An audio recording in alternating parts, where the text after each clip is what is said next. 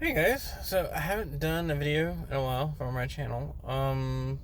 Took a hiatus. Actually stopped playing one of the mobile games. Still play the Legends, but just generally got busy with everything with the pandemic and work got really overloaded and yay, essential workers. Um, but with the new consoles coming out, I did want to say a few things because all I see online is console wars, Xbox Series X versus PS5, and I'm on several Facebook groups that talk about this stuff too. So I figured, why not put my 2 cents in when I have the time? So basically, this is not a console war. Console wars are no longer really a factor. And by that I mean PlayStation 5. They're making, Sony, they're making their PlayStation 5 console. They have their exclusives and stuff like that. That's all well and good. Now, Xbox, they're doing something completely different. They are not doing any real exclusives. And by that I mean they do have exclusives that aren't obviously going to PlayStation, but they all of their stuff goes also to PC. And the reason for that is they don't care where you buy the game from as long as you buy their games.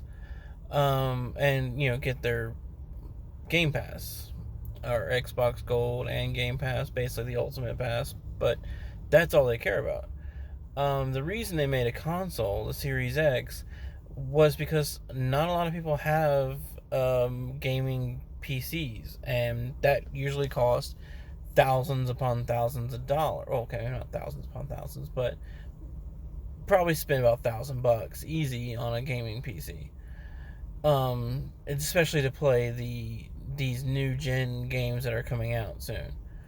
And so they made the Series X that has the processor and the cores that most PCs are still running today. Our PC's gonna be better, probably, but they're gonna cost a shit ton more too. But Xbox and PS5 are both gonna be pretty up there in terms of power and speed and processing. So Xbox made the Series X, and they're also making the Series S, which is technically just a rumor, but pretty much confirmed. It's gonna be like a cheaper version that it's not as powerful. It have the doesn't have as much processing power as the Series X, but it's still gonna be next gen. It's still gonna be better than the Xbox One X. It's gonna be way better than that, and it's gonna be next gen, but it's also gonna be a lot cheaper. And kind of like going from the difference between, it's gonna basically be the difference between like an Xbox One X and an Xbox One in terms of power. That's basically the difference between them two, and they're gonna do it right off the bat. It's kind of like their version of the pure digital that Sony's doing. Only, I mean, like I said, it's gonna be way cheaper. I know I've heard some rumors saying that the Series S might even be $199. Very doubtful, but very possible. Microsoft makes a ton of money. They can definitely afford to eat the cost. Um, but the point is, they just want to sell you the series. They make money on their consoles, yay, but they really just want to make money on their services and their games. They don't care if you buy it on PC, and they don't care if you buy it on Xbox. So if you have a gaming PC, buy you a fucking PS5. Get your exclusives through PC, through Xbox that way, and play on your PS5. Personally, I hate gaming on a PC. I've never actually enjoyed it, so I will be getting an Xbox Series X, probably, or an S. I don't know. Depends on, that really does depend on the prices, which I hate the fact they're playing price chicken with this stupid shit. But I'm also gonna get both. I'm not a fanboy of either one. I'm a gamer. I play both. Um, I don't see the point in saying, "Oh, this one's better than this one. Oh, look at that," and stuff like that. And it's like, dude, just play games. Who gives a shit? So, yeah, doing this on my phone, by the way, as you can probably tell from if you're in a vehicle. So, that's my 2 cents on like this whole console war. Don't even start on the whole Halo looks rough. It looks worse than Halo 5. 1343 reportedly going through a lot of issues. If you check their Reddits, they're going through a lot of issues. So, kind of worried about the game. Also, the fact that it's saying it's going to be on a 10-year plan. That sounds like Destiny to me, and Halo Destiny. I'm not sure how I feel about that one, but the whole open world, the grappling hook look cool. I'll play it. I'm gonna have, like I said, I'm gonna have an Xbox, and which means I'm gonna have my Ultimate Pass, which means it'll be free. And honestly, think that is the best part of the whole Xbox thing, is the fact that you have their Xbox Ultimate Pass, all their exclusives are free instantly. You don't have to wait a year or anything like that. They're free. Also, any game you buy on your Xbox One gets a free upgrade to Xbox Series X. All of them. Not to mention all the backwards compatibilities that's going to be available. Sony is not doing that. They have a select few games, like 7, that will be, if you buy it on the PS5 or PS4, you can get them for free on PS5. Not all of your games, just 7. So if you're like, oh, I don't really want to keep my PS4 and have a PS5 because logic, then you have to rebuy all of your PlayStation 4 games over again. That's stupid. It's absolutely dumb. I saw a post saying that, oh, Sony is releasing all PS1 and PS2 classics onto the PlayStation Store. I was like, oh my god, finally PlayStation's getting it. They're finally doing something right. Then I found out, oh, they're only doing this on the PlayStation 3 store. Why? What is wrong with Sony that they would only do this on the PlayStation 3?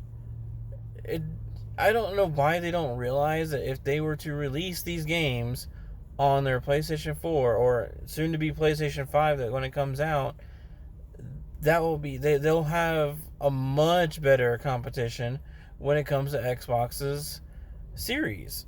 Like I don't understand. A lot of people like to have their games all in one place.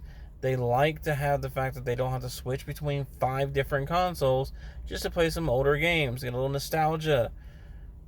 I mean, anytime they release an older game, people buy it like fucking crazy.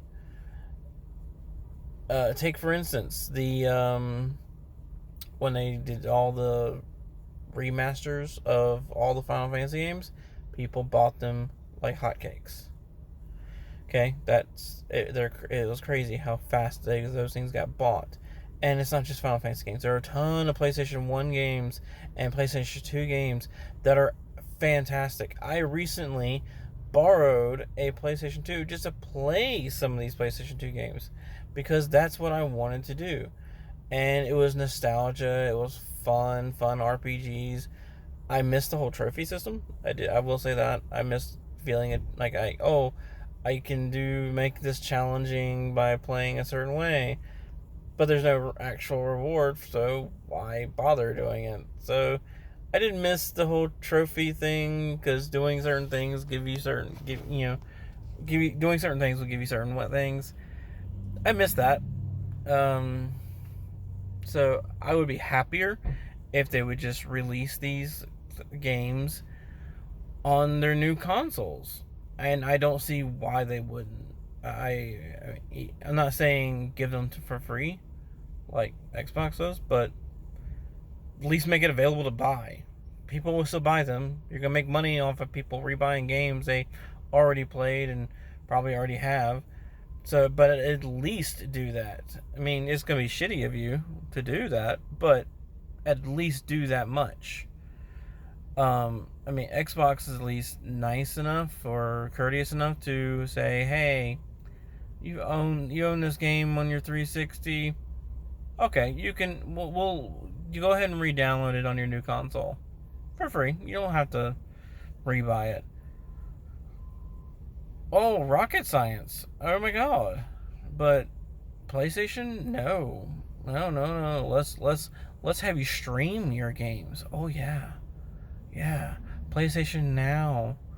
Let's stream them for all those people that just love the PlayStation servers, because everyone knows how easy and fun it is to download and stream a game through PlayStation. Wow. And in case you can't tell, sarcasm, because PlayStation shitty download speeds. Shitty fucking download speeds. So why you can't just download the fucking games? I don't know. I mean, if they made it where their PlayStation Now was not streaming and was more, and they do, and don't get me wrong, they do have some games that you can just straight download to your console. They come and go for some reason. They like, oh, this one's here for a few months, and then they get rid of it. I don't, like, again, don't understand the business model with that. But I mean, that means if someone, like, let's just say Control, the game Control was actually on PlayStation Now and was downloadable. It's leaving, I want to say, at the end of August. So, Ghost of Tsushima just came out, but if I want to play Control and try and beat Control before it freaking leaves the PlayStation Now service, I have to stop playing your new game that came out that arguably way better to try and finish that game because it's leaving. What's the point of that? Like, just completely why? So, and I don't understand why they have some games that are just streamed and some games that are downloadable. And is there a mix? There's PS3 games that you can just straight download. And there's PS2 games that you can just straight download. Then there's other games that you have to stream. For instance, Dark Cloud and Dark Cloud 2. Fun games, you can download them and just play them. Infamous 1 and Infamous 2, you have to stream those. Why? Who makes that decision? Whose bright idea was it to do that? It doesn't make sense to me. So I will say Xbox does that better. Xbox way better in terms of just giving people what they want. So I don't understand all the Sony fanboys who are just like, oh, PlayStation's so much better, so much better, so much better. And yeah, they have better exclusives. Maybe. I personally love Fable. Can't wait for that game to come out. Really, I'm going to play the Halo game. Really looking forward to Hellblade. So yeah, PlayStation's so far, before this next gen, better exclusives. But Xbox, way better service. And that's why I'm saying it's not a console war. This comes down to Sony versus Xbox in terms of PS5 versus Game Pass. This is console versus service. And in that regard, I think the Xbox wins. Series X, it's probably already lost the console war.